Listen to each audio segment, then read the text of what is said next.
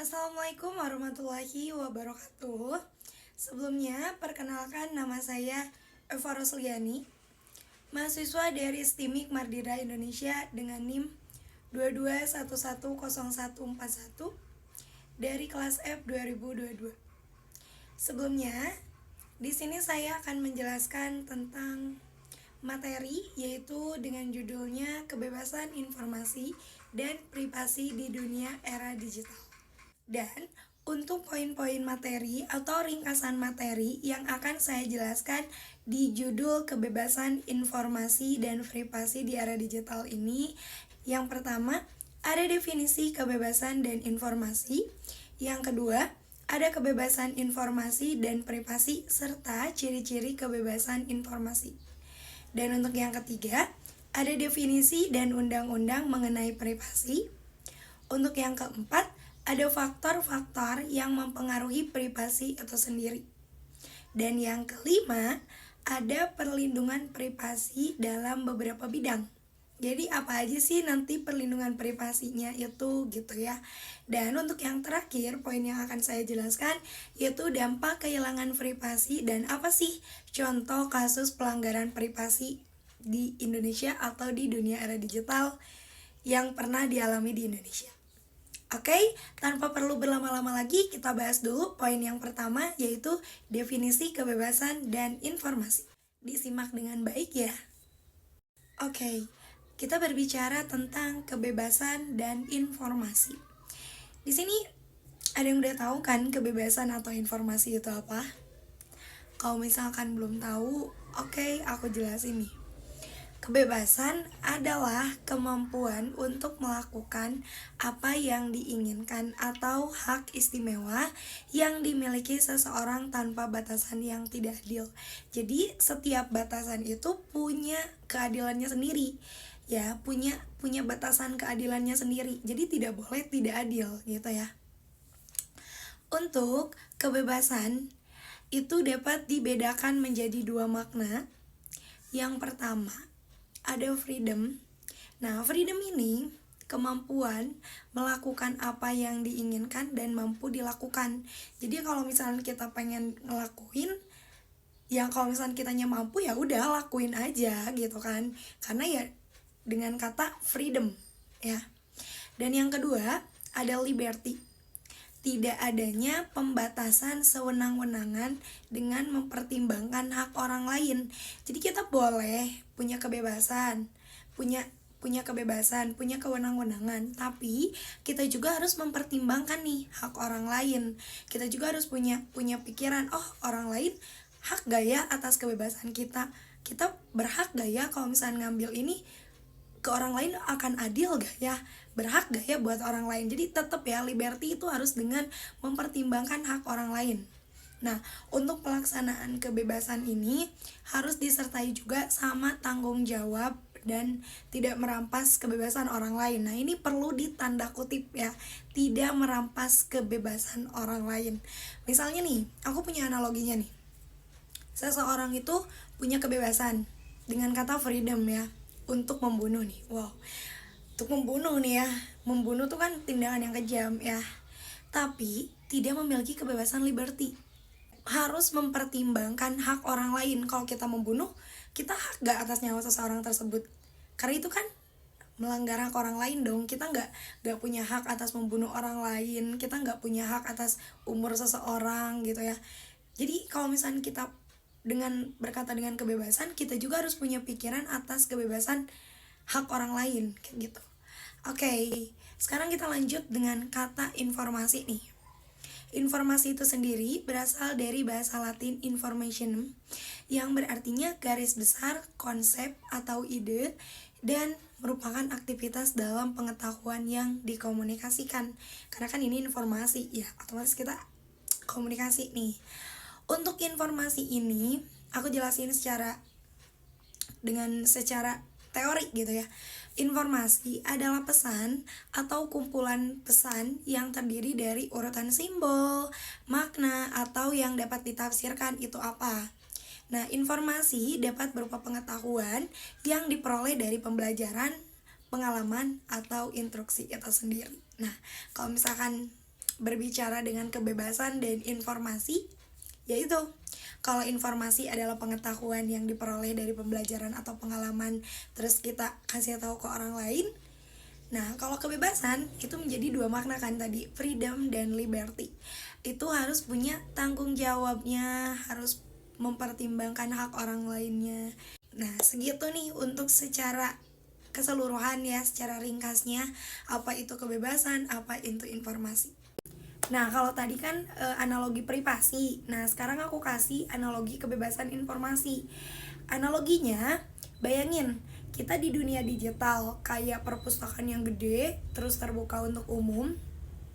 Kebebasan informasinya itu hak setiap pengunjung untuk mengakses buku-buku terus informasi yang tersedia di perpustakaan tersebut.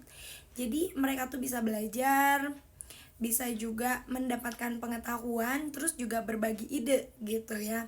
Tetapi di setiap atau di dalam perpustakaan itu tuh setiap pengunjung tuh memiliki loker pribadi untuk menyimpan barang-barang berharga, terus juga catatan-catatan pribadi mereka atau buku-buku mereka kayak gitu.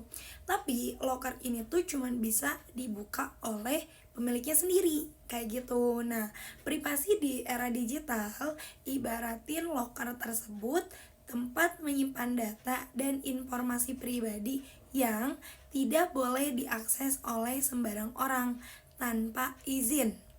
Jika perpustakaan tidak menjaga keamanan loker-loker ini nih, jadi gimana dong barang-barang mereka? Nah, barang-barang mereka itu kalau misalnya nggak dijaga bisa hilang atau disalahgunakan sama orang yang tidak bertanggung jawab. Tapi di sisi lain, perpustakaan tuh harus terbuka agar informasi bisa diakses secara bebas demi kemajuan bersama. Jadi, perpustakaan yang ideal itu adalah yang menyediakan akses informasi seterus-terusnya, tetapi sekaligus juga menjaga keamanan dan privasi loker-loker pribadi pengunjungnya. Gitulah pentingnya keseimbangan serta kebebasan informasi dan perlindungan privasi di era digital. Jadi bisa bayangin nggak kalau misalkan di perpustakaan itu informasinya benar-benar dapet, benar-benar lengkap banget deh dari segi jenis buku, dari segi jenis pemahaman untuk mendapatkan ide-idenya. Tapi di sisi lain yang kurangnya adalah keamanan. Mana ada coba orang yang mau masuk ke perpustakaannya, mana ada coba orang yang mau nyimpen barang-barangnya di perpustakaan. Kayak lebih baik orang bawa pulang barang-barangnya dengan kondisi berat, dengan mententeng barang-barang atau tas-tas yang gede, daripada disimpan di perpustakaan tapi perpustakaan itu tuh sama sekali gak aman buat barang-barang mereka, sama sekali gak aman buat data-data mereka. Nah, itu juga buat privasi kayak gitu. Percuma kalau misalkan kita punya suatu tempat atau suatu rumah atau suatu teman, tapi mereka nggak nyimpen privasi kita, buat apa? Lebih baik kita yang keep sendiri, lebih baik kita yang menyimpan data-data itu sendiri. Tentang definisi kebebasan dan definisi informasi. Sekarang kita lanjut ke poin yang kedua, kebebasan informasi dan privasi beserta ciri-cirinya itu apa. Nah, di sini aku jelasin dulu nih. Kebebasan informasi itu adalah hak asasi manusia untuk memperoleh informasi secara bebas tanpa harus memberikan alasan, dengan prinsip keterbukaan maksimum, keutuhan, dan kebenaran informasi. Mekanisme yang sederhana serta perlindungan bagi pejabat yang beritikat baik. Gitu. Ini untuk yang kebebasan informasi ya. Nah, sekarang kita berbicara dengan privasi. Nah, privasi itu apa sih? Kita berbicara privasi. Privasi itu apa? Nah, di sini privasi adalah hak asasi manusia yang memberikan kebebasan dan perlindungan atas kehidupan pribadi seseorang, termasuk mengontrol informasi pribadi agar tidak disebarluaskan tanpa izin. Untuk ciri-ciri kebebasan informasinya tuh apa? Yang pertama, ada keterbukaan maksimum terhadap informasi. Dan yang kedua, kewajiban pemerintah untuk mengumumkan informasi. Dan untuk yang ketiga, memajukan pemerintahan yang transparan dan akuntabel. Yang keempat, pembatasan pengecualian informasi yang jelas dan terbatas. Untuk yang kelima, ada proses yang memudahkan akses informasi. Dan yang terakhir, biaya akses yang terjangkau atau gratis. Nah, ini kebebasan informasi dan privasi itu apa, dan beserta ciri-cirinya juga. Oke, aku kasih analogi secara sederhana untuk kebebasan informasi dan privasi ya. Kalau misalnya kita berbicara privasi, aku kasih analogi secara sederhana, dibaratin kayak gini.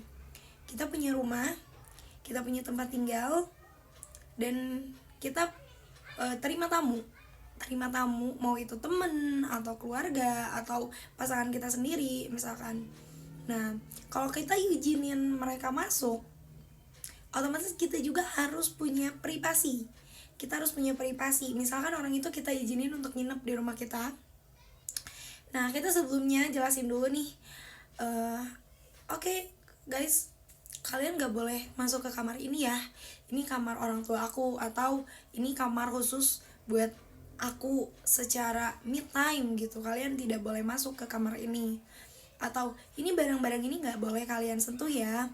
Atau misalkan kalian juga punya hak atas berapa lama sih orang itu akan nginep di rumah kita, berapa lama mereka bisa berbagi tempat tinggal sama kita, karena itu otomatis itu rumah kita loh. Kita juga harus punya privasi loh atas rumah itu gitu.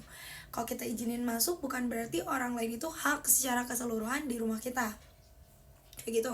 Mereka juga punya batasan ruangan mana atau barang-barang mana yang tidak boleh mereka sentuh dan tidak boleh mereka masuk ke area itu, kayak gitu secara sederhananya kalau bicara dengan privasi.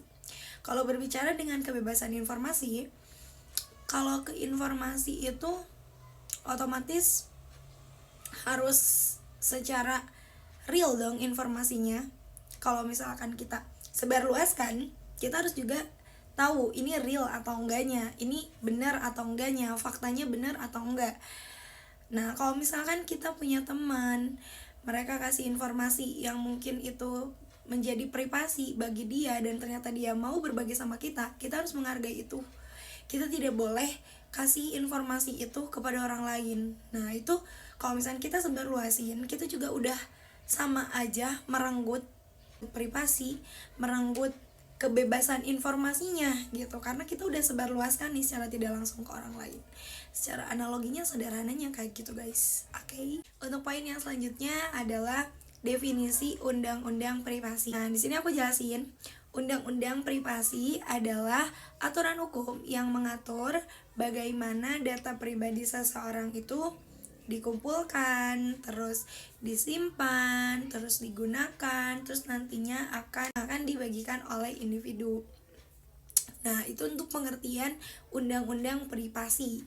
Nah, sekarang aku punya contoh regulasi internasional, yaitu yang pertama ada GDPR Eropa atau General Protection Regulation.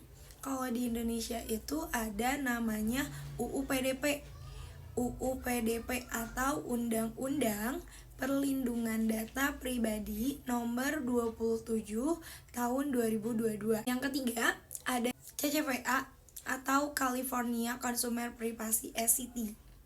Nah, untuk Undang-Undang Nomor 27 untuk Undang-Undang PDP Nomor 27 Tahun 2022. Nah, untuk regulasi di Indonesia, tadi kan ada Undang-Undang Nomor 27 Tahun 2022 tentang Perlindungan Data Pribadi atau PDP. Ini tuh ditetapinnya pada 17 Oktober 2022 tahun lalu, yang mengatur pengumpulan, pengelolaan, penyimpanan, dan penghapusan data pribadi. Juga sanksi administratif dan pidana bagi pelanggaran. Kayak gitu. Di sini ada kewajiban pengendali data. Jadi ada yang mengelola datanya lah gitu ya. Tugas-tugasnya itu yaitu memastikan keamanan data aman, juga memberitahu jika terjadinya kebocoran atau memberikan akses dan koreksi data kayak gitu. Nah, oke, itu barusan udah aku jelasin kan definisi undang-undang privasi, terus contoh regulasi internasionalnya dan juga undang-undang di Indonesianya. Sekarang aku kasih analoginya lagi. Undang-undang privasi itu ya diibaratin kayak pagar hukum yang ada di sekitar data pribadi kita nih. Kita punya data. Kalau misalkan kayak kita tuh punya data nih, tapi kita nggak ada pelindungnya, nggak ada pagernya, otomatis adanya orang lain yang ngambil atau adanya nanti kebocoran data. Nah, sama halnya juga kayak pagar rumah kita yang ngatur siapa yang boleh masuk dan keluar. Nah, di sini undang-undang ini juga nentuin nih siapa yang boleh ngakses dan siapa aja yang bisa ngegunain data kita kayak gitu guys. Oke, untuk undang-undang privasinya, terus analoginya udah aku kasih tuh. Jadi kalian kalau misalkan orang-orang yang suka nyebarin data pribadi, inget loh guys, ada undang-undangnya loh. Kalian bisa disanksi loh, kalian bisa dipidana loh atas itu, gitu ya. Untuk poin selanjutnya yaitu faktor yang mempengaruhi privasi. Aku jelasin secara singkat faktor apa aja sih yang mempengaruhi privasi. Kayak kenapa sih ini tuh bisa menjadi hal yang privasi. Jadi faktor-faktor apa aja gitu ya yang mendukung kenapa ini bisa menjadi privasi, yang benar-benar privasi. Yang pertama, ada faktor personal. Itu bisa pengalaman pribadi, kepribadian, terus juga bisa jadi jenis kelamin dan latar belakang individu mempengaruhi juga loh, dan cara seseorang menjaga privasinya. Misalnya nih, orang dengan trauma atau sifat pencemas atau anxiety itu cenderung lebih menjaga privasinya gitu. Lebih menjaga akan informasi yang dia tahu atau informasi yang akan bisa menjadi bahaya untuk dia, bumerang atau untuk dia nantinya gitu. Orang yang pencemas tuh biasanya cenderung akan lebih seperti itu. Yang kedua, ada faktor situasional. Ini bisa karena lingkungan dan situasi sekitar, seperti kayak budayanya tuh terbuka atau tertutup, serta kondisi fisiknya juga mempengaruhi batasan privasi seseorang kayak gitu. Terus yang ketiga ada faktor budaya. Nah, ini faktor budaya menentukan loh cara individu ini tuh memperoleh atau menerapkan privasi itu bagaimana. Meskipun si kebutuhan privasi itu secara kuantitas tidak berbeda signifikan antar budaya kayak gitu. Nah, ini secara singkatnya sih ya, faktor-faktor yang mempengaruhi kenapa hal itu bisa menjadi privasi bagi seseorang atau bagi sekumpulan orang kayak gitu guys. Nah, untuk poin selanjutnya yang akan kita bahas yaitu perlindungan privasi di dalam beberapa bidang. Nah, yang pertama itu di bidang data pribadi. Ini udah sempat dibahas sebelumnya di yang undang-undang privasi, bahwa data pribadi itu diatur dalam Undang-Undang Nomor 27 Tahun 2022 tentang perlindungan data pribadi, Undang-Undang PDP di Indonesia. Undang-undang ini melindungi hak individu agar data pribadinya itu tidak diakses tanpa izin, dan mengatur juga kewajiban penyelenggara sistem elektronik untuk menjaga kerahasiaan datanya kayak gimana. Yang kedua, ada bidang perbankan. Nah, di bidang ini perlindungan data pribadi di bidang perbankan diatur dalam pasal 40 Undang-Undang Nomor 10 Tahun 1998 tentang perbankan, yang hal ini tuh penting untuk menjaga kepercayaan nasabah, juga mencegah penyalahgunaan data finansial yang sangat sensitif, karena kan itu sangat-sangat menyangkut data pribadi, dan kalau misalnya ada apa-apa kan perbankan akan sangat dirugikan gitu. Yang ketiga ada bidang teknologi dan internet. Nah, di dalam era digital ini perkembangan teknologi seperti Internet of Things atau IoT perlindungan privasi menjadi krusial karena perangkat dapat mengumpulkan data-data sensitif secara terus menerus ya. Jadi perlindungan lintas negara juga diperlukan untuk mengingat data sering melintas batas negara kayak gitu. Yang terakhir ada di bidang kesehatan.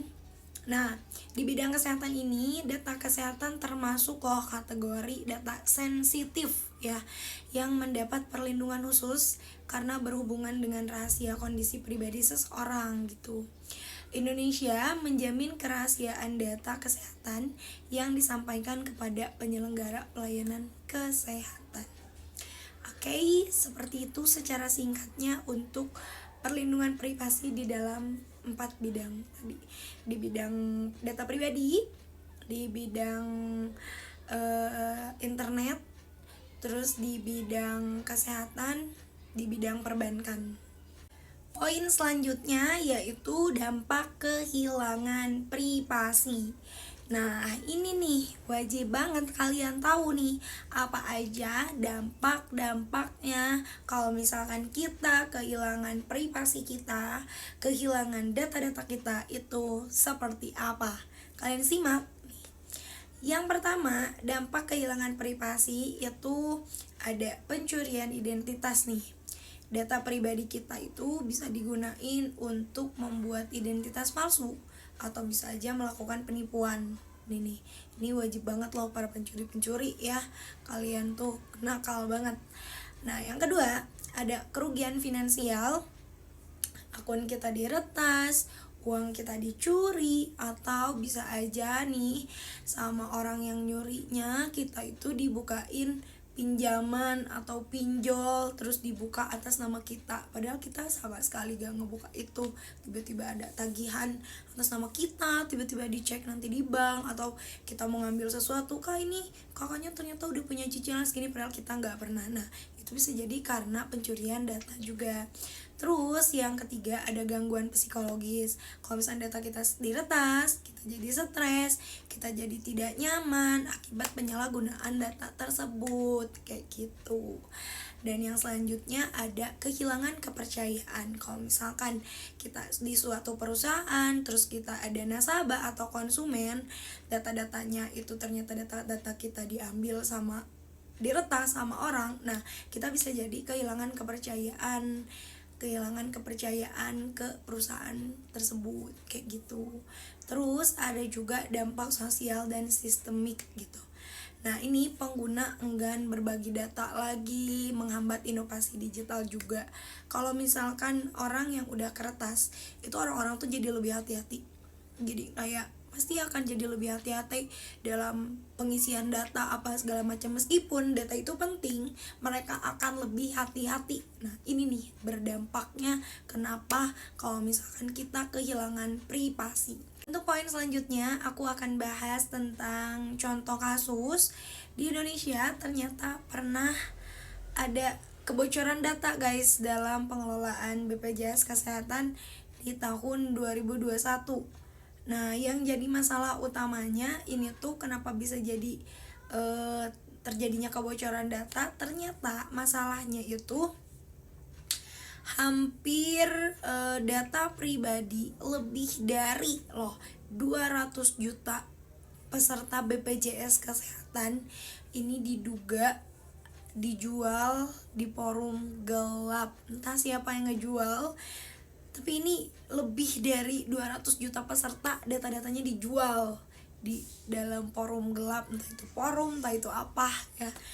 Data-data tersebut itu termasuk dari apa aja? Dari nama, nik, nomor handphone, alamat, dan data-data kesehatan. Yang seperti kita tahu, data-data tersebut itu sangat-sangat penting, sangat-sangat privasi gitu ya. Pelanggarannya tuh ini kenapa sampai bocornya data. Setelah diselidiki ternyata tidak adanya sistem pengamanan data yang memadai, terus juga tidak ada pemberitahuan resmi kepada publik saat kejadian. Jadi hanya simpang siur gitu ya, hanya simpang siur atas si kebocoran data ini. Dampaknya jadi kayak gimana sih? Dampaknya itu jadi meningkatnya risiko pencurian identitas dan penipuan online. Juga dampaknya tuh jadi mendesak pemerintah untuk mempercepat pengesahan UU PDP yang nomor 27 tadi tahun 2022. Seperti itu contoh kasusnya. Ya, seperti yang kita tahu, kebocoran data BPJS, wah itu sangat-sangat krusial ya.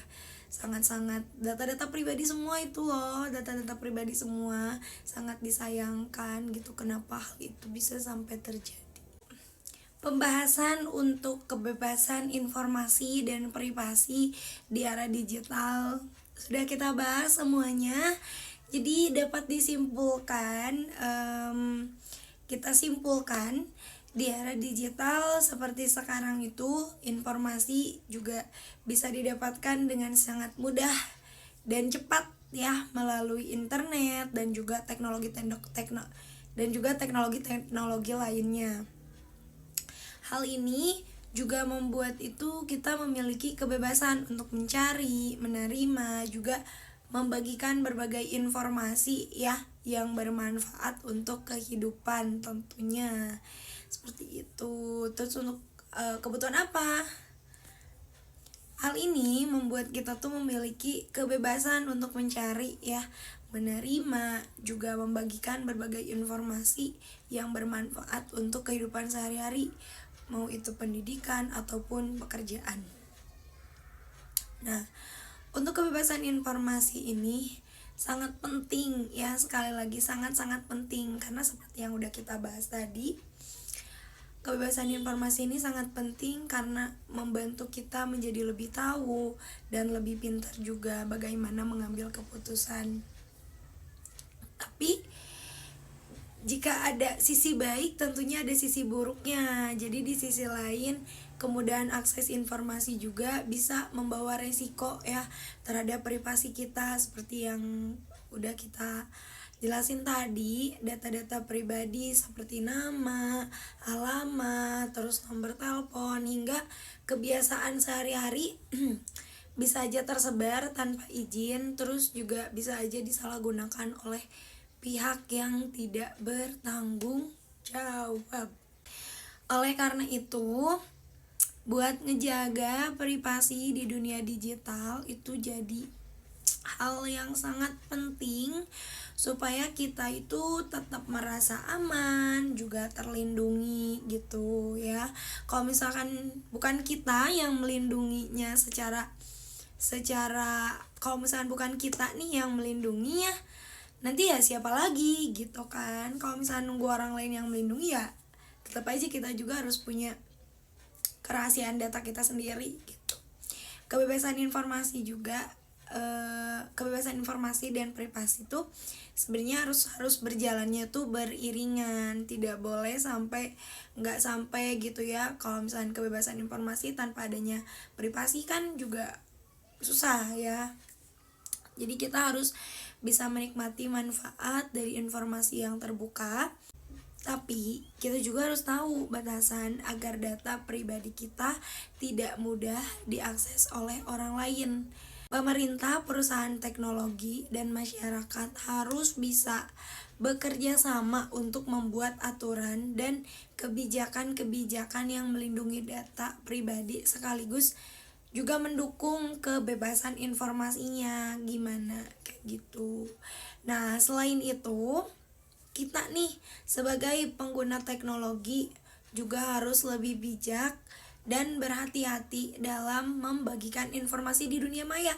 Jadi kita jangan main asal aja gitu upload status atau upload data-data yang seharusnya itu menjadi hal pribadi dan tidak boleh menjadi konsumsi publik, ini malah menjadi konsumsi publik.